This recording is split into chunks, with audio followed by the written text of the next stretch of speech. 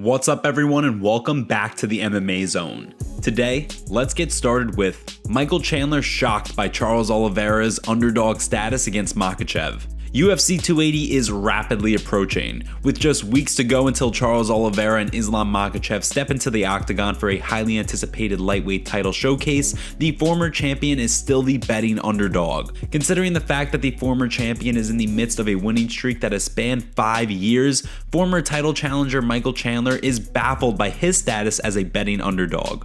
During an interview with MMA Junkie, Iron Mike spoke about his former foe's status as an underdog, saying, Charles has the upper hand in my opinion. I think it's crazy that he's an underdog, but I do think Islam has the tools to be able to win. So we'll see. We'll see what happens on October 22nd. I'll be watching that very intensely, and I hope to face the winner. When Charles Oliveira and Islam Makhachev step into the octagon on October 22nd, the fate of the lightweight division is on the line.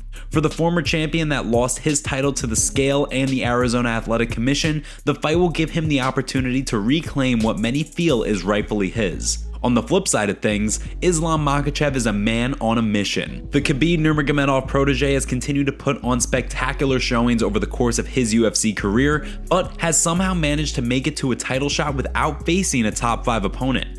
Considering the fact that Makhachev hasn't fought a top 5 opponent, the fact that he's the betting favorite in the bout is interesting. The way Chandler and many others see it, the confidence fans have in Makhachev largely stems from the confidence Khabib Nurmagomedov and aka head coach Javier Mendez have in the young fighter. With the eyes of the world on the lightweight division, only time will tell whether Makhachev is the real deal, or if the former lightweight champion is able to reclaim his place atop the 155-pound division. Henry Cejudo wants Conor McGregor vs Jorge Masvidal fight. Although Conor McGregor has been out of competition since breaking his leg in his trilogy bout with Dustin Poirier last year, the former champ has continued to make headlines as fans anxiously await his return. With McGregor recently doubling down on his intentions to fight at 170 pounds when he returns, Triple C believes the best course of action for him when he is ready to set foot in the octagon is a fight with Jorge Masvidal. In a recently released YouTube video, Cejudo explained that Masvidal would make the perfect opponent for McGregor for multiple reasons. First off, Masvidal is not a grappler and will likely opt to keep a potential fight with McGregor standing. Considering McGregor's desire to stand and bang in search of knockouts, Masvidal would certainly be a perfect stylistic matchup. In addition, Masvidal is in the midst of a 3-fight skid that recently saw him drop a unanimous decision to bitter rival Colby Covington. Prior to that, the BMF dropped back-to-back wins against Kamaru Usman in failed bids for the welterweight title. Despite the fact that Masvidal hasn't won a fight since 2019, the fact that his losses have come to the former champion and a top-ranked contender like Covington could help McGregor assess where he stands in a stacked welterweight division. McGregor, of course, is in the midst of a 2-fight losing streak that saw him drop back-to-back TKO losses to Dustin Poirier. Although the second bout was competitive throughout the first, a horrific leg break in the final seconds of the opening round spelled the end for the Irish superstar. With McGregor returning to the octagon on the horizon, we want to hear from you. Who do you want to see the former champ fight when he makes his highly anticipated comeback? Next up, Francis Ngannou opens up on childhood struggles. Although UFC heavyweight champion Francis Ngannou has continued to win countless post-fight bonus awards for his spectacular knockouts inside the cage, it's hard for him to shake his past. For those unfamiliar with his story, Ngannou has one of the most amazing life stories of any professional athlete. After growing up in impoverished conditions in the village of Cameroon, Ngannou began to pursue boxing shortly after his 21st birthday. Despite that, Ngannou wouldn't get into MMA until years later when he moved to France to pursue professional boxing. After a lengthy journey that included a brief stint in a Spanish jail due to illegally crossing the border, Ngannou finally made it to Spain. Unfortunately for the future heavyweight champion, once he got there, he found himself with no money and nowhere to call home. It wasn't until a chance counter with MMA Factory's Fernand Lopez that Ngannou found stability in France. After the pair met, Ngannou began his journey to become a professional boxer until Lopez steered him towards MMA. As they say, the rest is history. To hear Ngannou tell it, his years of growing up in impoverished conditions have made it so that he doesn't feel as though he's ever truly made it. During a recent interview on a podcast, Ngannou opened up about his childhood, where he was so poor that he would routinely be kicked out of class for not having a pen to write with. I was so embarrassed all the time. I was like the subject of shame, and nobody is really excited to be a friend with that kid. You know, the kid that didn't have pen, the kid that was like thrown out of the class, in the middle of the class because he didn't have pen. Come on, you know. That sounds hard and lonely.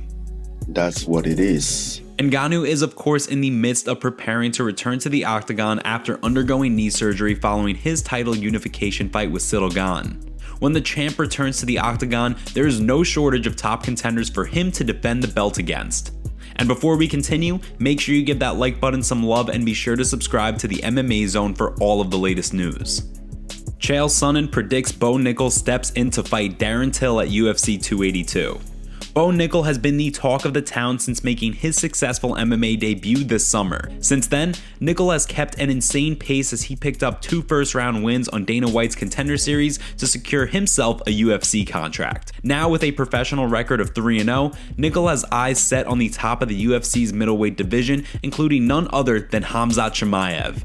Since picking up his second Dana White's Contender Series win and securing himself a UFC contract, Nickal has remained adamant that he wants to fight the best of the best. Regardless, the UFC brass has now booked Nickal to fight Jamie Pickett in December at UFC 282 in a fight that seems much more fitting for the streaking prospect. Although Nickal is set to fight Pickett in December, former title challenger Chael Sonnen has predicted that the famed wrestler will end up fighting Darren Till on the card, who is currently booked to fight Dricus du Plessis on the highly anticipated PPV card. Now, when I tell you that nobody called out Bo, that's a literal statement with one exception. Darren Till said I'll fight him. Now, just so you understand where that's coming from. Darren, Chimaev, good buddies. Bo calls out Chimaev. Chimaev has other plans, but Till, to show his support to Chimaev, is going to take on the guy that called him out, and Till said that he would do it. Now, I only bring that to you because Darren Till and du Plessis, that fight's not going to happen. But I don't know which guy is going to be left without a partner, and Till has already said, I'll fight Bo. The prediction is an incredibly bold one. Although the fight between Till and du Plessis is a highly anticipated one,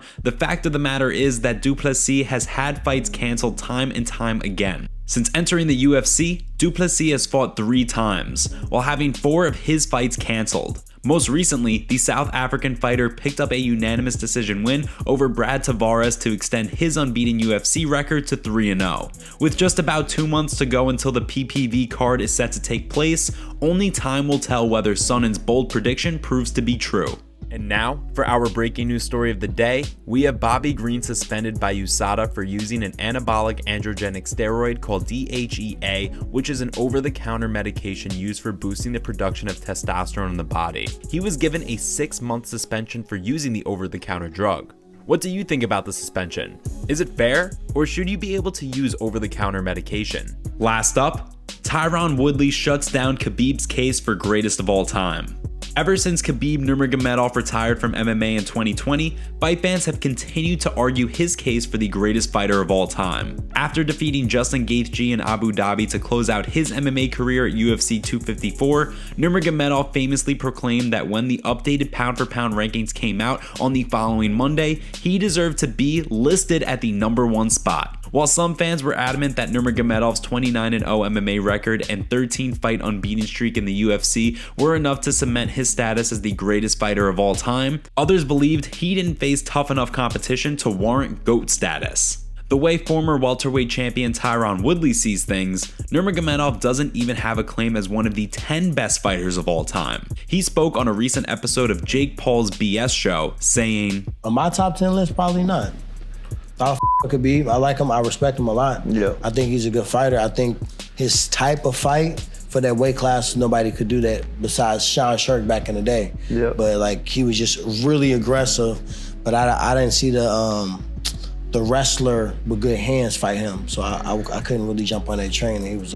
The GOAT debate is one that has continued to garner controversy over the years. Over time, it seems as though opinions have continued to shift in regards to who the greatest fighter of all time is. For example, 10 years ago, the consensus was that Anderson Silva was the greatest fighter of all time. Now, many fans discredit the Spider for his accomplishments. With no end to the GOAT debate in sight, we want to hear from you. Who do you think is the greatest MMA fighter of all time? Sound off in the comment section below. Thanks so much for joining us today. What do you make of what's going on in the fight world? Make sure to like this video and subscribe to the channel to stay up to date on all of the latest news from the MMA zone. See you next time.